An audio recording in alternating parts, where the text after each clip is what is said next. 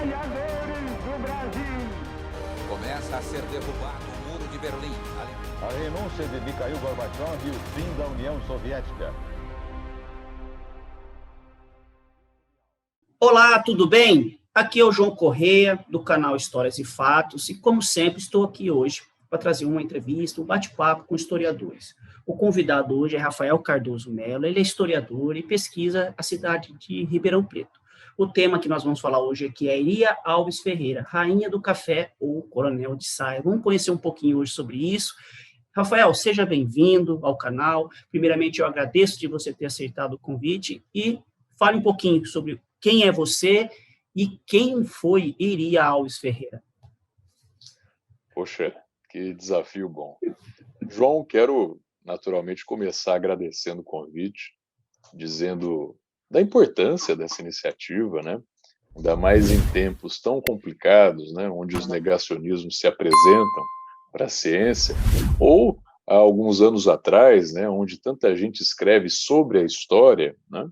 Nós temos algumas vitórias, né? O seu canal eu considero uma delas. O ano passado a gente tem essa profissão historiador regulamentada, outra grande vitória, né? Muito interessante, eu acho que a gente tem que divulgar isso mesmo. Poxa vida, espero que eu não seja enfadonho aí para os seus espectadores, né? Vai ser não. Eu me chamo Rafael Cardoso de Mello, sou um historiador há pelo menos uns 20 anos aí, né? Nessa toada, né? Tenho algumas experiências em pesquisa aqui no Nordeste Paulista, né, região de Ribeirão Preto em especial. Tenho também aqui, por conta das minhas formações em pedagogia, filosofia, recentemente em psicologia, né, essa eu pretendo terminar ainda. Eu tenho algumas pesquisas na área de história da educação, ensino de história, né? Acabei produzindo textos sobre história e gênero e história e etnia, né? Então, voltado a essa relação com os grupos sociais tidos como minoritários, né? Eu gosto de me apresentar dizendo que eu sou um historiador da exclusão, né? Um sujeito atento à exclusão social e às estratégias, né? Muitas vezes também as táticas, para se escapar desse processo, né, de exclusão. Eu, durante o mestrado, desenvolvido em 2006 a 2009, né, defendido em 2009, na Unesp em Franca, eu tentei, né, apresentar à banca e agora aos leitores, né, uma senhora chamada Iria Alves Ferreira.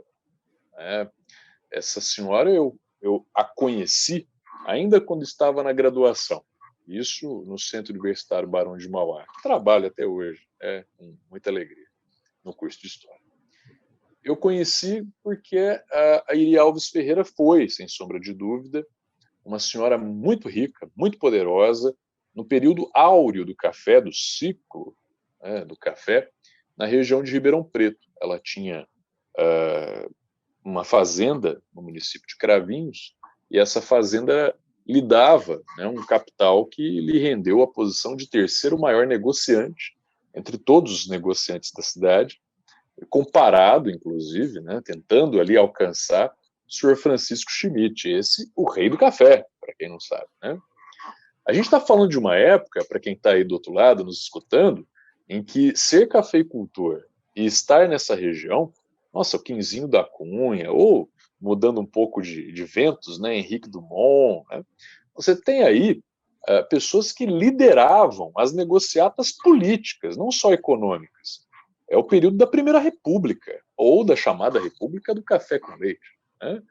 Eu tenho aqui algumas informações. No arquivo do Estado de São Paulo foi encontrado um bilhete de feliz aniversário do senhor Washington Luiz, que na época era o presidente do Estado de São Paulo.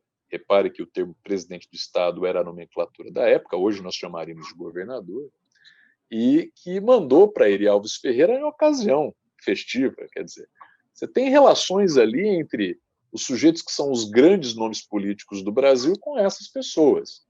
E como é que essa mulher, num período tão masculinizado, né, naturalmente machista, patriarcal, em função da cultura, né, portuguesa instalada na colônia e desdobrada na história brasileira, como que uma mulher destoou desse campo masculino, misógino, né, e se transformou numa coronel de saias, que é o título da dissertação. Para quem quiser ler aí, inclusive, convido só a digitar coronel de saias no Google. Pelo que eu sei, é a primeira e a única coisa que aparece por lá. Sim. Né? Eu vou deixar disponível aqui, viu, pessoal? A descrição do vídeo. Tá lá. Quem tiver paciência para ler, né? Vale a pena a leitura, vocês vão se surpreender. Vale a pena a leitura. Excelente trabalho do Rafael. Agradeço, João, agradeço. Então, eu tenho muitas coisas para dizer da Iria. Né? Tenho não só da Iria, mas em especial o que eu gosto de chamar, né, de representações sociais da Iria. Né?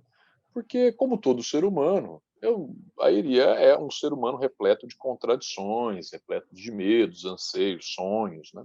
Eu não conheci nenhum. Aliás, sou casado, né? Minha esposa está aqui do lado, inclusive, né? Suportando a minha palestra aqui. Sou casado com ela e não conheço os sonhos, os dilemas, né? Mal conheço os meus. Né? Vou ao divã e tenho meu analista, a gente fala sobre isso. O que eu posso falar sobre a Iria, e como historiador eticamente posso falar sobre a Iria, isso é muito importante para a gente começar a falar sobre isso, João, são os discursos promovidos socialmente sobre ela, as chamadas representações sociais. Sim. São discursos, imagens, símbolos criados sobre a rainha do café que me permitem discutir as formas com que essa mulher foi discursivizada, tomada publicamente. E foi surpreendente. Foi uma dissertação surpreendente. A maioria das falas caminham principalmente nos jornais locais e nos, digamos, em periódicos, né, que eram grandes magazines, almanacs da época, muito comuns, inclusive, na cidade do café, no final do século XIX, começo do XX, são discursos de propagandeadores, né, da elite local, né? A biografia, né, dessa grande senhora, né, uma cabeça para os negócios, um coração de mãe, uma brilhante cafeicultora, né? E mesmo sem ter os recursos de uma educação francesa, né, de uma erudição, de uma administração, uma faculdade, são pessoas que tiveram com conhecimento e intuição os caminhos para enriquecer e se transformar em líderes da civilização local, aquela coisa toda, né? Então eu vi muito desses discursos, vi também alinhado a esse lado positivo, né, a maneira como que a Iria doava dinheiro para a igreja, então também benevolente, caridosa, né, e o incrível, né, fato histórico que vai motivar uma mudança de rainha do café para chamada de rainha dos bandidos, né, uma mudança feita, inclusive, principalmente nos jornais da capital. Falo sobre isso daqui a pouco. Sim. Em 1920, a Iria ela era já a grande rainha do café. É encontrado um corpo, né, assassinado no leito de um rio próximo à sua fazenda. Não foi na região da fazenda, mas foi próximo. Uma pessoa teria visto empregados da Iria, que seriam os responsáveis por deixar aquele corpo naquela posição, e que a investigação teria levado a crer que a rainha do café seria a mandante do crime. Bom, o fato é que, sendo ou não sendo, pouco me importa, não sou juiz, não fui detetive, não é o meu trabalho como historiador. O curioso é que muda a maneira como a mídia passa a falar sobre ela. Principalmente, repito, uma mídia que em São Paulo fazia questão de produzir uma fala bastante violenta, né, dando todo tipo de detalhe do assassinato, né, de uma personalidade violenta, né, da família, coisas do tipo. O que, obviamente, cai numa discussão política local, uma vez que a família da Iria Alves disputava politicamente com as outras famílias da cidade. Então, a sua derrota política poderia significar a vitória da oposição. Então, essas coisas passam a viver num ambiente de muito interesse para o historiador, não porque o crime aconteceu, né?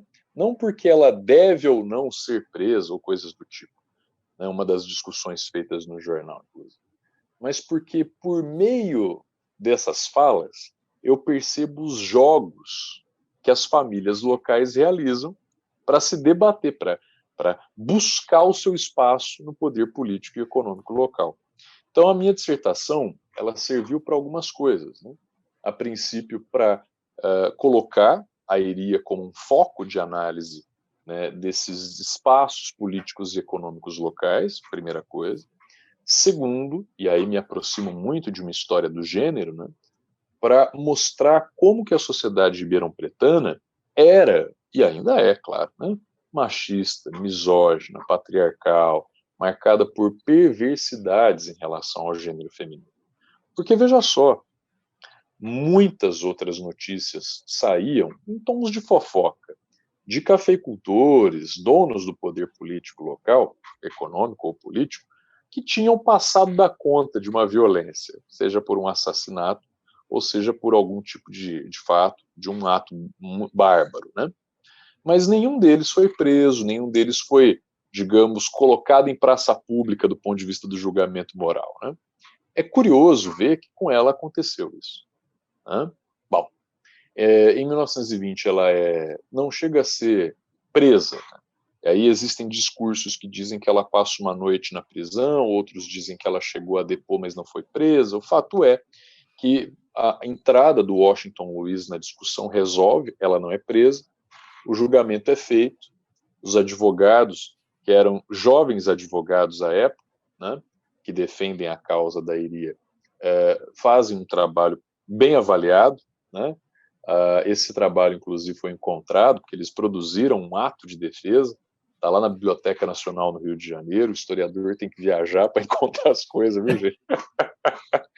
E é delicioso perceber que, pelo menos como historiador, claro, né? Estou falando de um crime, não posso esquecer da fatalidade disso, né? Sim. Mas é delicioso perceber nessas nuances alguns desdobramentos dessa história. Primeiro, os advogados vão todos crescer politicamente na cidade. Costabile Romano, acho que tinha um que era da família Junqueira, quer dizer, famílias ricas, né, poderosas na região. Ascensão social, né? Exato.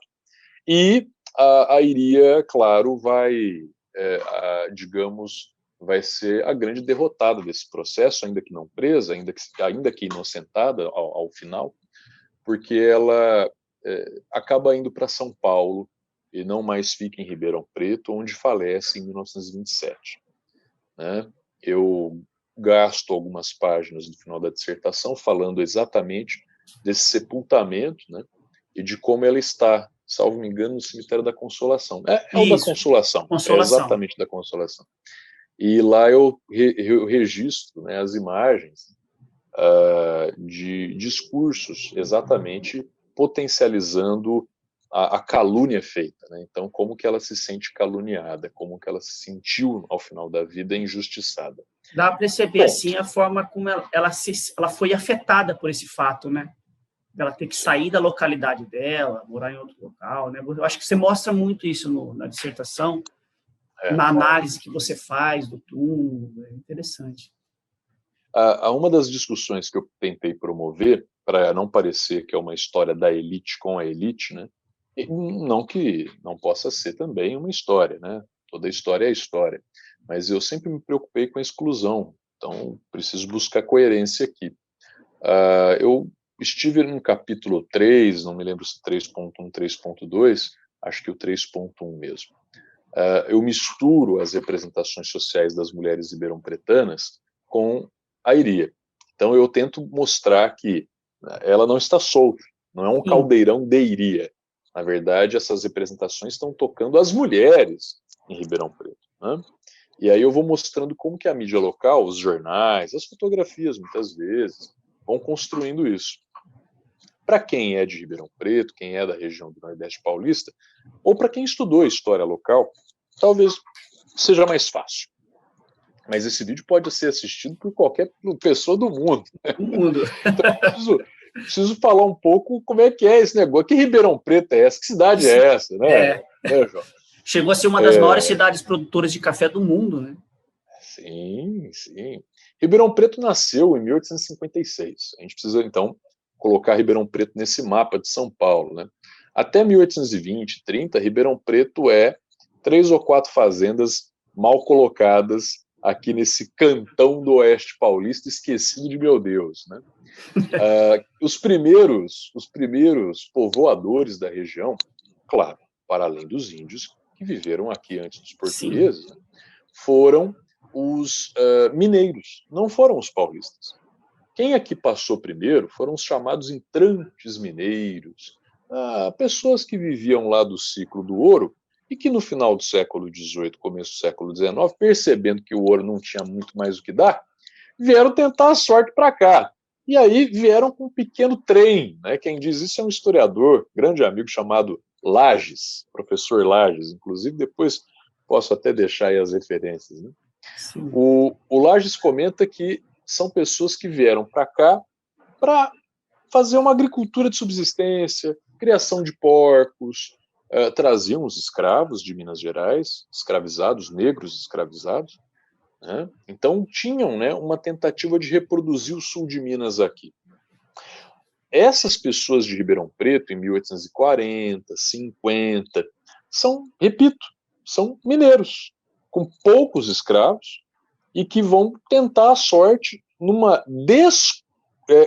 num descontínuo paulista, porque a sua ligação era com a cidade, né, com as cidades do sul de Minas. A própria Iria vem, né, a família da Iria é uma família mineira que vem em 1840, 50 Campanha, né?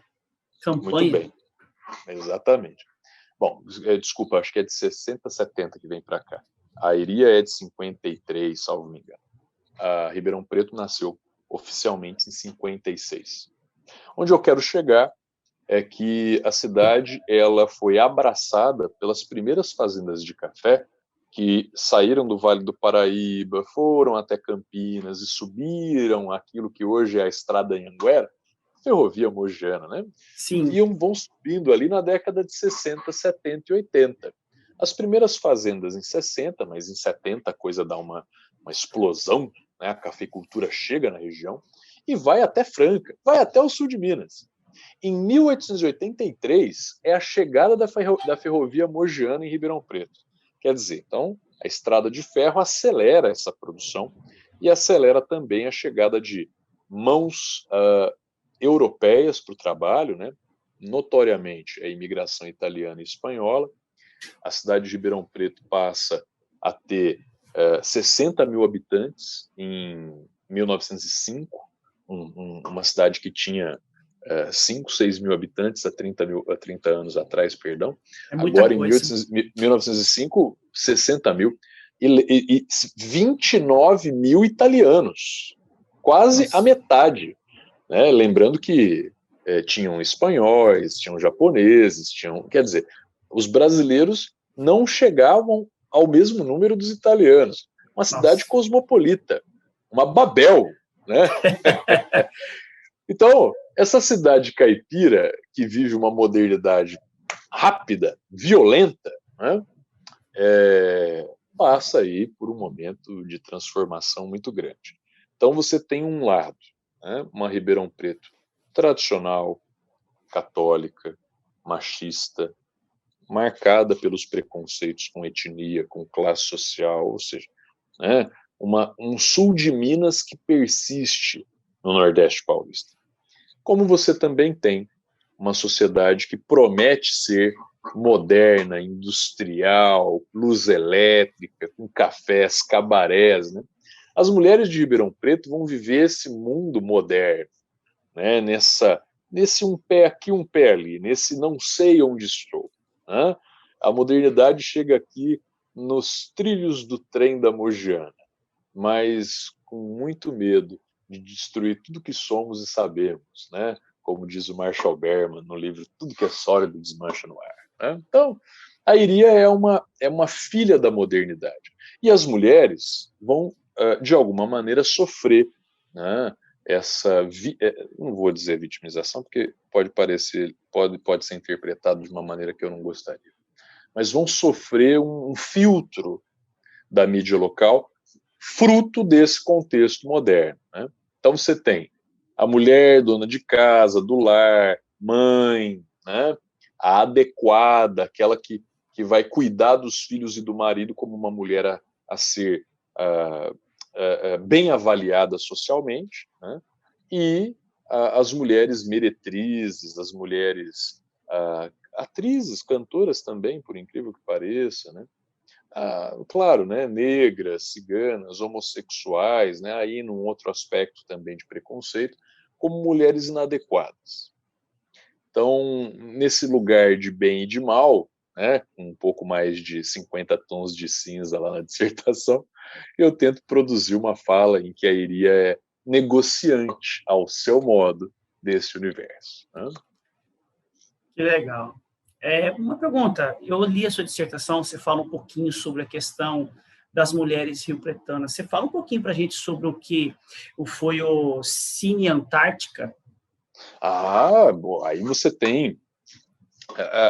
Quem não conhece essa história se assusta. Né? Cassino Antártica.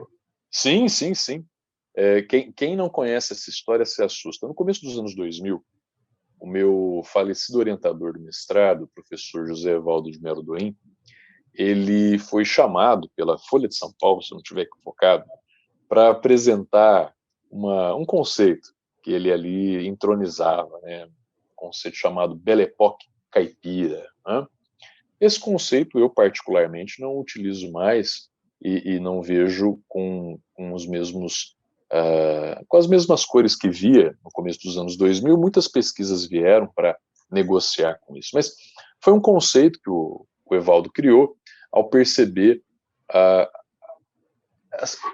o susto que foi, né, olhar para uma cidade como Ribeirão Preto e ver estruturas, templos de civilização, né, para além das escolas, dos teatros, né, fontes luminosas, parques públicos, coisas assustadoras.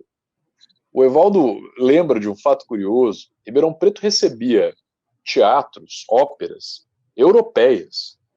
Eles desciam no Porto de Santos, pegavam um trem, iam para Ribeirão Preto, para depois ir até a capital, fazer as suas aparições, suas demonstrações artísticas, e aí voltar para a Europa. Até por uma questão logística interessante, né? Vai para o interior para ir voltando e ir embora, né? Mas o impacto político e econômico que a região tinha no contexto. Havia aqui uma belle époque, né? Tomar um café na Champs-Élysées, né? Viver um grande amor em Paris, essas coisas que a gente costuma ver da belle époque parisiense eram reproduzidas ao seu modo e meio, todas as limitações caipiras na região a qual eu me refiro.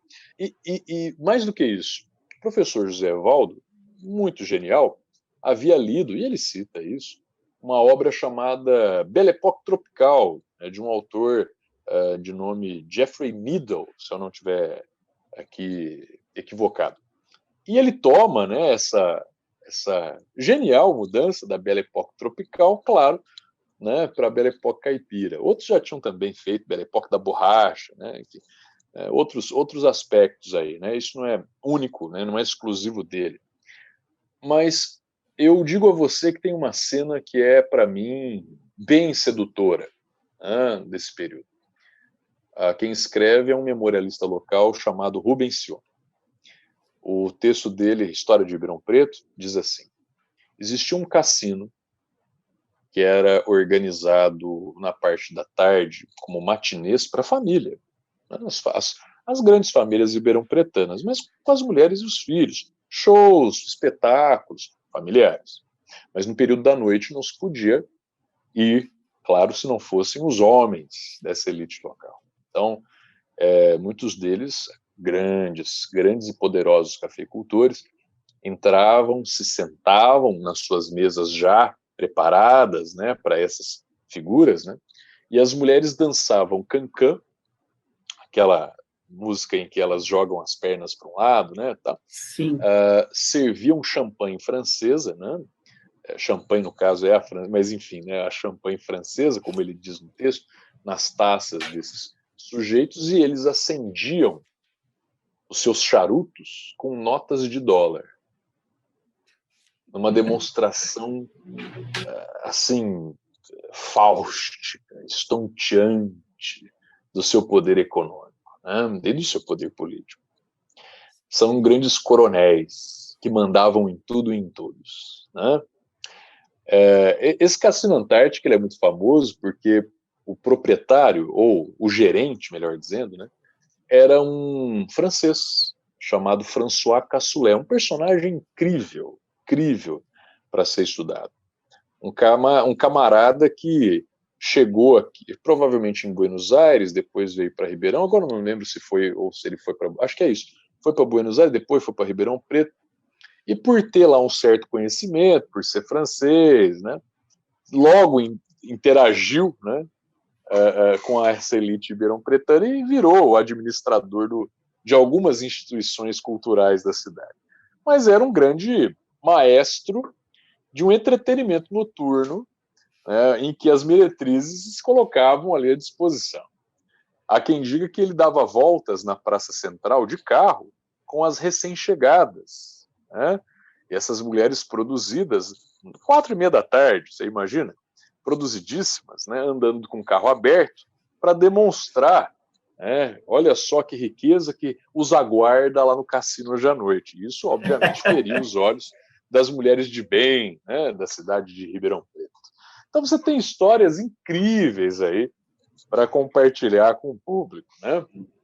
Chega a ser um choque, né? Uma sociedade totalmente conservadora, né? Cafeicultura devia ser um negócio muito... um contraste, né? Você falando dessa forma. Aliás, tem até um termo, eu gosto muito, tem uma pesquisa que trabalha exatamente com essa noção de duas cidades. Muitos alunos, quando escutam essas histórias, me falam, Cardoso, me chamam de professor Cardoso, né? Fica à vontade, viu, João? Tá tranquilo. Inclusive, Cardoso, para um pouco aí, vamos dar um fôlego aí, ó. Tá falando demais, você me corta aí, viu? Tá tranquilo. Eu vou continuando. Os alunos me falam, Cardoso, você me fala desse jeito, parece que a cidade toda é esse paraíso francês, é isso mesmo? Não, vamos lá, calma, muita calma. Né? Nós estamos falando de um complexo central de 4 quadras por 4 quadras, quer dizer, né? não tantas, mas estou falando de número de quadras mesmo, não vai parecer que são 16 quadras, né?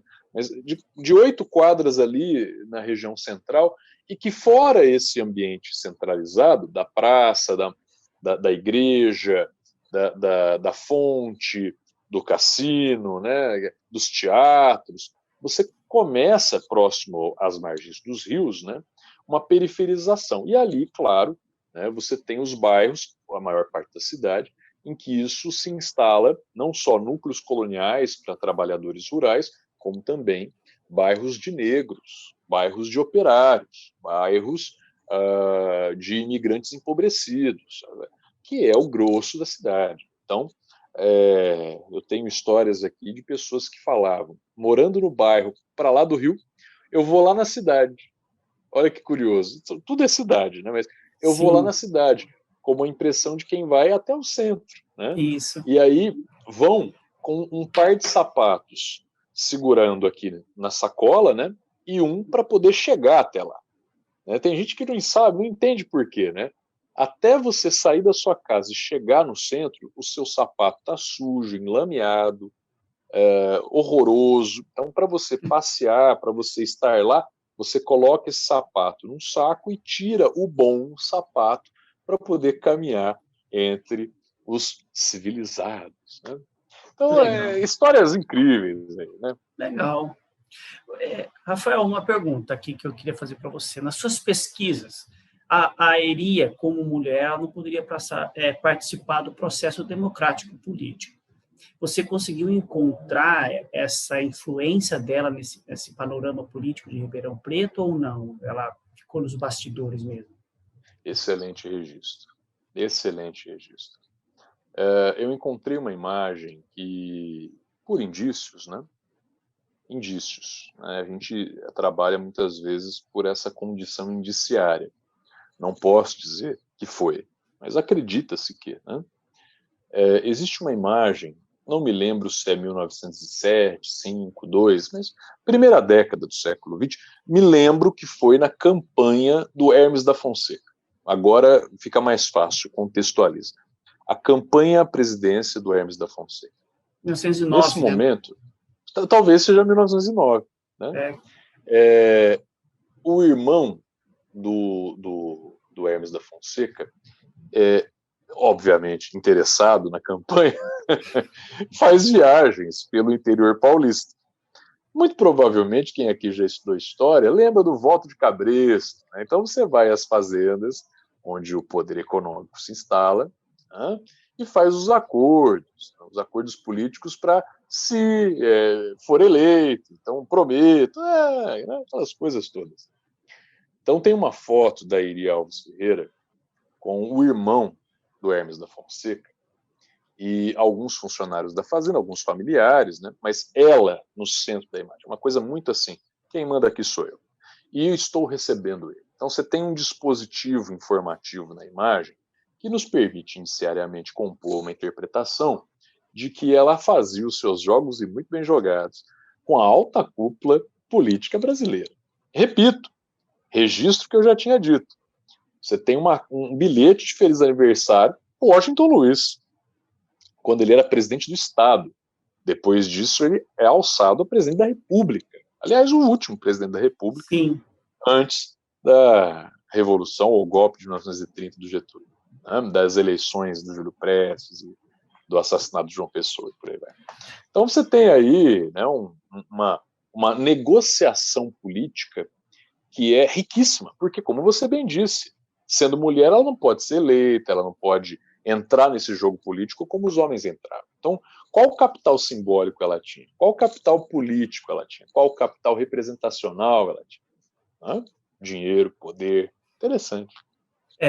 Porque há diversos trabalhos que fazem essa temática, né, analisam essa temática, né, e mostram que elas trabalhavam nessa questão da influência local, né, a questão da escolha dos casamentos dos filhos, no intuito de aumentar a fortuna da família, aumentar o poder econômico e político regional, né? E também a questão que eu até levantei contigo antes, né, que muitas, né, dessas mulheres continuavam viúvas, né? Muitas permaneciam viúvas, né?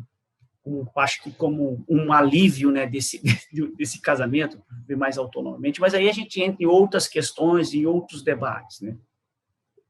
Que são pertinentes, né? Eu, particularmente, fiquei muito tentado a buscar uma psicologia histórica durante a dissertação, mas eu sempre tinha como meta não falar da Iria como pessoa, né? Mas sim falar das representações sobre ela. Então, quer dizer, eu estou falando dos jornais, das fotografias, eu estou falando da cidade, eu não estou falando dela como personagem. Isso que é curioso, né? Existem outros historiadores que fizeram isso, né? Ou pelo menos que fizeram análises de ações típicas, né, dela. Você tem, em especial, um historiador chamado Janes Jorge, que estudou o crime, inclusive, que foi citado no começo da fala. Eu entendi que a escolha pelas representações ela era mais interessante, mais propositiva, porque, como eu disse, é por meio delas que eu vejo a exclusão. Por meio delas que eu vejo, inclusive, o processo de exclusão social que as mulheres sofreram. Então, as articulações e as inteligências sociais que a cultura ribeirão-pretana propunha naquele momento para excluir as mulheres de uma possibilidade de interação, de negociação, de participação política, de participação econômica, né? Eu tenho um aluno chamado... Aluno não, hoje é um grande amigo, né? Mas tive, né, um orientando chamado Lucas, que trabalhou a escravidão em Ribeirão Preto. Você que trabalha a escravidão, depois a gente combina, eu vou te passar a monografia dele. Ele tem uma monografia da pós-graduação, que nós temos aqui no Centro Universitário Barão de Mauá, defendida em 2014, salvo engano, que ele fez a análise de processos crime que envolveram negros escravizados até 88, né? 1888. A coisa, assim, a maneira como ele conduz, né, a narrativa é muito curiosa, porque Ribeirão Preto é um caso de uma cidade que aboliu a escravidão 1 ano antes do que a Lei Áurea. Não sei se você sabia, não. É o que a gente sabe. Nem mesmo não. Os ribeirão-pretanos sabem disso. Nossa! Né? E é engraçado porque o sujeito que assina o livro de ouro, o livro que abole a escravidão 1 ano antes, é o sujeito que tinha escravos. Isso essa incoerência histórica, isso é riquíssimo para o historiador, para a gente perceber hoje, por exemplo, né, como que pode um político defender um ponto de vista A e agir de outra maneira B 10 minutos depois. Sim. Isso é histórico, isso não é do nosso tempo, isso é histórico. Quer dizer, é também do nosso tempo, mas tem raízes, é isso que eu quero dizer, né? Então, de fato, esse período da história de Ribeirão Preto, ele ainda para mim, eu me sinto uma criança, porque a cada coisa que eu descubro, putz, olha, cara, isso é um outro universo, é um outro universo. Mas que legal. Rafael, eu agradeço você dar esse tempo seu para falar um pouquinho sobre a sua pesquisa e somente agradecer. Pessoal, eu vou deixar todos os links dos trabalhos do Rafael aqui, tá? Qualquer coisa, alguém quiser entrar em contato também, tá? No demais, só agradecer, Rafael. Desejo falar alguma coisa? João, faço questão aos meus alunos aqui do Centro Universitário Barão de Mauá, na cidade de Ribeirão Preto, ou mesmo do Liceu Albert Sabin, escola que eu também leciono, né? Ao pessoal do programa de pós-graduação da USP, ao qual sou aluno, doutorado, ao meu professor, orientador, amigo, professor Sérgio, né? Então, eu tenho muitas vozes em mim, eu preciso agradecer a eles por estar aqui falando o que estou falando, né? E os que eu citei, né? Tantas pessoas citadas aí ao longo da minha fala. Para os interessados, curiosos, eu me considero uma pessoa muito acessível, né? Pelas redes sociais você me encontra com muita facilidade, né? Posso deixar o contato? Pode falar. Pelo Instagram, mais rapidamente, acredito que vocês me acessam, @professor.cardoso, do jeito que se fala, Cardoso com S no final, professor.cardoso. Esse é o contato mais rápido para você que se interessa aí nos assuntos aqui trabalhados. Eu vou deixar aqui também, pessoal. Ótimo. Tá. João, muito obrigado, uma alegria te conhecer. Eu que agradeço. Os nossos papos anteriores, para quem não sabe, o João já me deu um monte de dica para o meu doutorado. O João já me ajudou um monte de coisa. Eu tô até com medo. Tô achando que o João vai para minha banca. Pô, não. Obrigado, João. Tudo de bom. Um abraço, pessoal. Um abraço, tchau, tchau.